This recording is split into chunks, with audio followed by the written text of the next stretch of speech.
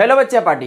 तो आज के इस वीडियो में जानेंगे कि द्विघात समीकरण के मूल कैसे निकाला जाता है, और उससे पहले कि मूल निकालेंगे हम समझ लेंगे कि इसका कंसेप्ट क्या है, क्या क्या चीज हमको याद रखना पड़ेगा मूल निकालने के लिए। तो चलिए सबसे पहले हम समझेंगे क्या कि द्विघात समीकरण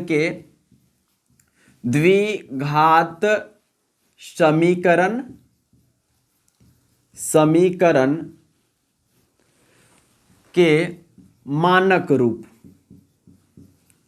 मानक या इसी को कहते हैं व्यापक रूप। द्विघात समीकरण का मानक या व्यापक रूप क्या होता है, तो याद रखिएगा होता है ax² plus bx plus c अब बराबर 0। ये क्या हो गया, द्विघात समीकरण का मानक रूप या व्यापक रूप होता है। याद रखिएगा ऑब्जेक्टिव में भी काम आएगा। क्या पूछता है कि द्विघात समीकरण के मानक रूप क्या होता है, तो ax² plus bx plus c बराबर 0। जहां याद रखिएगा कि जहां a बराबर नहीं होना चाहिए, क्या चीज 0 बराबर 0 नहीं होना चाहिए। और दूसरा पॉइंट जो देख रहे हैं क्या कि द्विघात समीकरण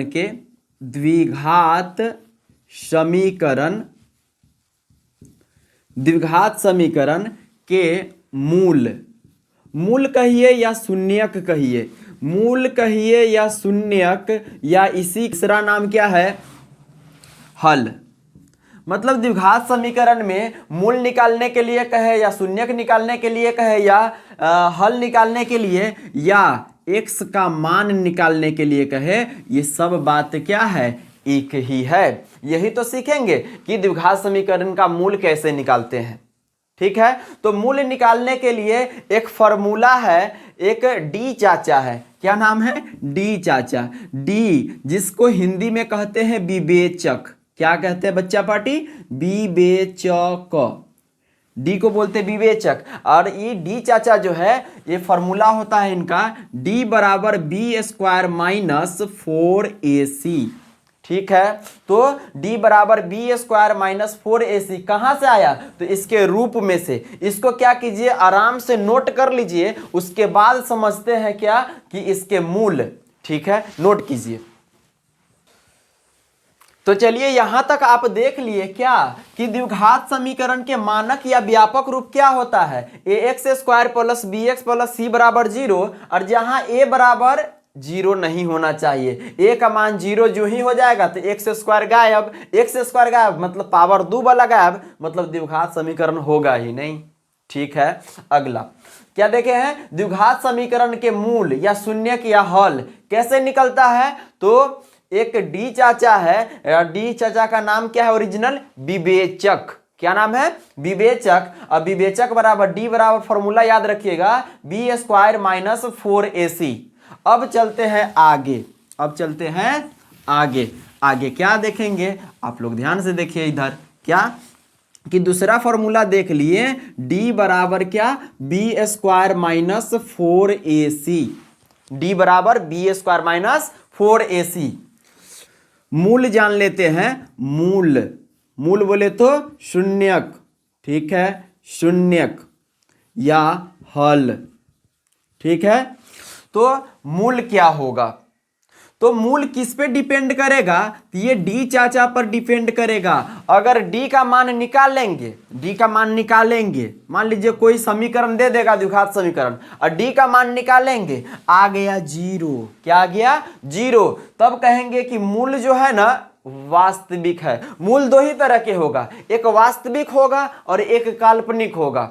ठीक है, वास्तविक कौन होगा, जो 0 या प्लस में आएगा वो वास्तविक होगा, और जो माइनस में जब d का मान आ जाएगा ना, जैसे d का मान आ गया -5, तो माइनस में आ जाएगा ना, तो कहेंगे कि मूल क्या है, काल्पनिक है। इसी बात को हम क्या करते हैं, लिख लेते हैं। आप भी लिख लीजिए, हम तो बोर्ड पे लिखते हैं, आप कॉपी में लिखिए। चलिए क्या है कि यदि पॉइंट नंबर 1, यदि d का मान 0 के बराबर हो तो मूल मूल क्या हो जाता है, वास्तविक होता है, वास्तविक। अब वास्तविक हो गया तो देखिए वास्तविक तो हो गया, जीरो हो गया मतलब वास्तविक हो गया। अच्छा बराबर है, अब बराबर को बोलते हैं ना समान, बराबर बोले तो समान, मतलब मूल वास्तविक और समान होगा, वास्तविक और समान होगा। ठीक है, समान समान है। चलिए, और दूसरा पॉइंट, यदि, क्या भाई, क्या बंधु, क्या बच्चा पार्टी, यदि डी का मान, डी का मान क्या हो, जीरो से बड़ा हो, जीरो से बड़ा हो मतलब प्लस में हो। डी का मान क्या चीज में आए, प्लस में हो। डी जीरो से बड़ा है, जिधर मुंह खुला है ना, जिधर मुंह बड़ा है वही तो बड़ा है कि नहीं। तो डी के इधर कैसे मुंह बड़का है, मतलब डी हो गया, डी का मान जीरो से बड़ा। तो यदि d का मान जीरो से बड़ा हो मतलब जीरो से बड़ा कौन होगा, तो प्लस में 1 2 3 4 5 6 7 8 9 10 11 12 13, मतलब प्लस में आ रहा है ना। हाँ, तो प्लस में हो तो मूल अभी भी क्या होगा, वास्तविक होगा। प्लस में है या जीरो है मतलब मूल वास्तविक होगा। लेकिन क्या बराबर का चिन्ह है क्या, समान है क्या, नहीं, समान नहीं है। इसको लिखेंगे क्या, असमान, असमान मतलब समान नहीं होगा, असमान होगा। तीसरा पॉइंट जो कि लास्ट पॉइंट है, क्या लास्ट पॉइंट है, यदि, क्या बच्चा पार्टी, यदि डी का मान अगर जीरो से छोटा हो, जीरो से छोटा, जिधर कम रहता है ना वो छोटका होता है। तो देख रहे मुंह तो इधर बड़का हो गया, मतलब जीरो डी से बड़का हो गया, मतलब डी क्या हो गया, छोटा हो गया। मतलब डी का मान अगर माइनस में हो तो मूल क्या हो जाता है, तो मूल हो जाता है बच्चा पार्टी काल्पनिक। मूल क्या हो जाता है, काल्पनिक, काल्पनिक हो जाता है, काल्पनिक और असमान, काल्पनिक और असमान। एक चीज याद रखिएगा, फिर से दोहरा देते हैं कि डी चाचा जो है ना, जिसको विवेचक बोलते हैं, क्या बोलते हैं डी को, विवेचक, विवेचक चाचा या डी चाचा। तो डी बराबर फॉर्मूला होता है बी स्क्वायर माइनस में 4ac, माइनस में 4ac। यदि डी का मान निकालेंगे और बराबर जीरो हो जाएगा तो कहेंगे कि मूल वास्तविक और समान है। दूसरा, अगर डी का मान निकालेंगे और जीरो से बड़ा रहेगा, जीरो से बड़ा बोले तो प्लस में आएगा, तो मूल वास्तविक और असमान है, क्योंकि बराबर तो नहीं है, बराबर रहेगा उसी को बोलेंगे समान, बाकी बात असमान है। तीसरा, यदि डी का मान जीरो से छोटा लेके आवा लोटा, नहीं रे, चलिए, यदि डी का मान जीरो से क्या हो, छोटा हो, मतलब माइनस में आएगा, मतलब तो मूल क्या हो जाएगा, काल्पनिक होगा और असमान होगा। इतना बात समझ गए हैं तो लिख लीजिए। और अगर इतना बात समझ में आ गया है तो अब चलते हैं क्या, प्रश्न बनाने, सॉल्व करने जा रहे हैं क्वेश्चन। ध्यान से देखिएगा, आपके बोर्ड एग्जाम में 2 नंबरिया क्वेश्चन आता है, और 2 नंबरिया नहीं तो कभी कभी ऑब्जेक्टिव भी आता है। और यही डी बराबर बी स्क्वायर माइनस 4ac से मूल जब देखिएगा कि वास्तविक या काल्पनिक होगा, उसके बाद यही काम आएगा किसमें, द्विघात समीकरण के मान निकालने में। वो तो बाद में देखेंगे भाई, ज्यादा नहीं, पहले इसको तो कर लिए हैं। अब चलते हैं क्या निकालने, मूल निकालने। कि कोई समीकरण दिया हुआ है, कोई क्वेश्चन देगा तो उसका मूल निकालेंगे कैसे भाई साहब, एवं बच्चा पार्टी। चलिए, दो गो फॉर्मूला याद रखेंगे, डी बराबर क्या, बी स्क्वायर माइनस 4ac, और एक द्विघात समीकरण के रूप ax square plus b x plus c बराबर 0 0 0 0। चलिए एक सवाल लेते हैं, क्या कि क्वेश्चन है क्या, द्विघात समीकरण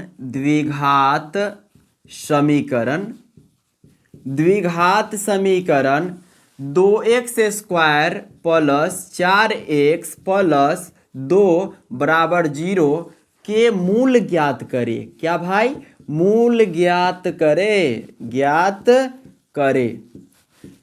क्या है? द्विघात समीकरण 2x² प्लस 4x प्लस 2 बराबर 0 के मूल ज्ञात करे। तो सबसे पहले क्या करेंगे? सबसे पहले लिखेंगे हल।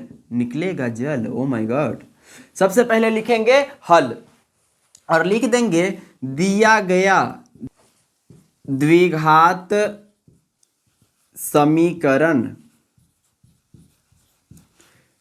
क्या दिया हुआ है? तो द्विघात समीकरण जो दिया हुआ है उसको लिख लीजिएगा।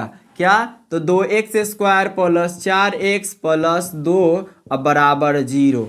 अब कुछ नहीं करना है, जो द्विघात समीकरण जो दिल रहेगा उसको लिख लीजिएगा और उसके बाद क्या कीजिएगा, इसके रूप को लिख दीजिएगा। द्विघात समीकरण के रूप को नीचे चिपका दीजिएगा।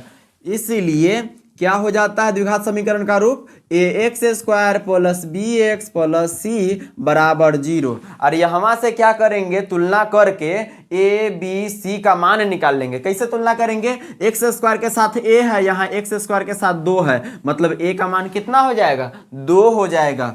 a का मान 2 हो गया। ठीक है। अब देखिए कॉमा, अब x के साथ b है, यहाँ x के साथ 4 है, मतलब b का वैल्यू कितना हो जाएगा? b बराबर 4 हो जाएगा। अब लास्ट में c है, यहाँ पर 2 है, मतलब c का वैल्यू कितना हो गया बच्चा पार्टी? तो c का वैल्यू हो गया 2। कितना हो गया? 2। अब आपको सब चीज मालूम है, a बराबर b बराबर c बराबर, है कि नहीं? अब क्या करेंगे? डायरेक्ट आप निकाल देंगे। इसलिए d का मान, इसलिए d बराबर क्या होता है? तो b² माइनस में 4ac। ठीक है। अब क्या है? b का वैल्यू कितना है? तो 4 है, तो 4 का स्क्वायर माइनस 4 है तो 4, a का वैल्यू कितना है? 2 है, गुने c का वैल्यू कितना है? तो c बराबर 2 है। अगला काम कर लीजिए, 4 का स्क्वायर मतलब 4 चौका 16 माइनस। अब देखिए 4 दूनी 8, 8 दूनी 16, 16 में से 16 गया तो 0, 16 में से 16 गया तो 0 आ गया। मतलब d का वैल्यू कितना आ गया बच्चा पार्टी? 0 आ गया। और आपको बताए हैं कुछ देर पहले कि अगर d का मान 0 आ गया तो कहेंगे कि उसका मूल क्या होगा। अच्छा, मूल ज्ञात करे लिखा हुआ है, नहीं रे, मूल निकाले। मूल क्या होगा? मूल क्या होगा? मूल क्या होगा? चलिए, तो इसका मूल क्या होगा? d बराबर 0 आ गया। इसलिए द्विघात समीकरण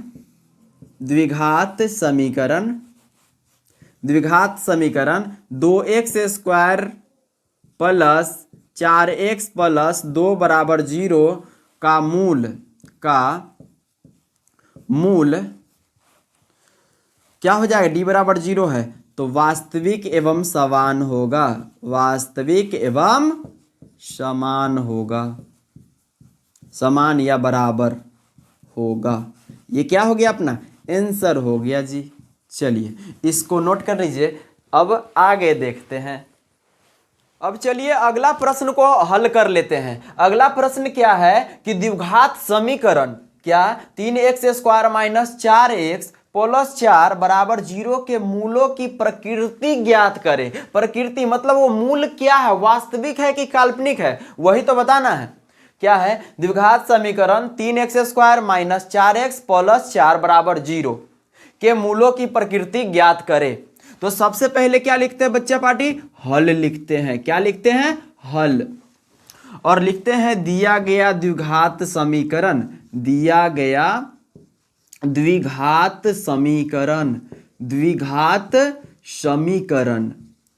तो दिया गया द्विघात समीकरण क्या है? तो दिया गया द्विघात समीकरण है 3x² माइनस 4x प्लस 4 बराबर 0।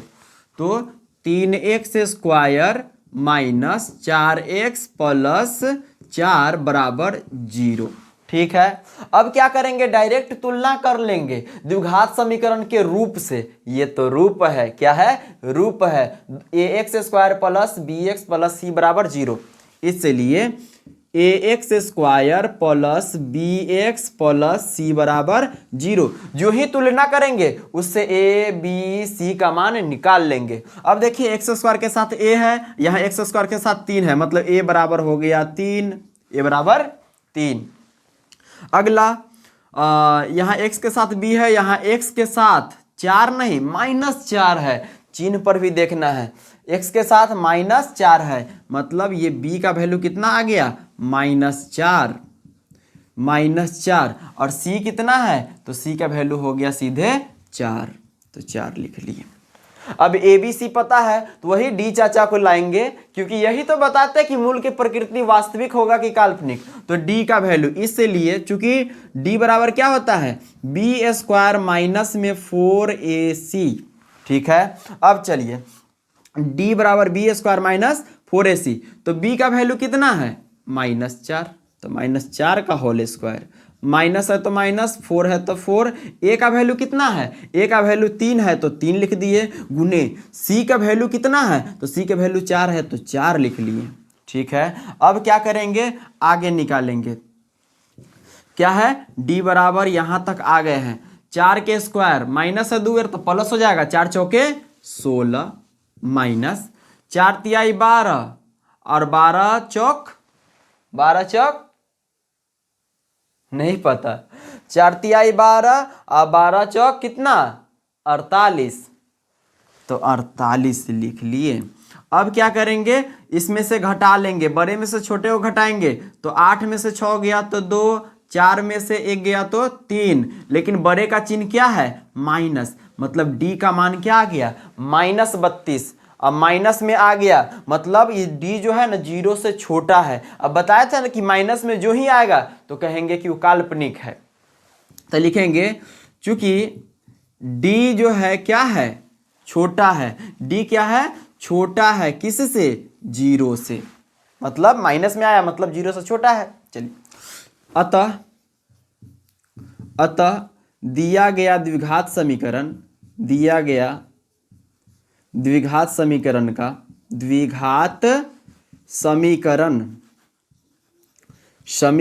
का मूल काल्पनिक होगा। क्या होगा जी काल्पनिक होगा। ये क्या हो गया आपका आंसर हो गया। इसको नोट कीजिए, फिर अगला सवाल देखते हैं।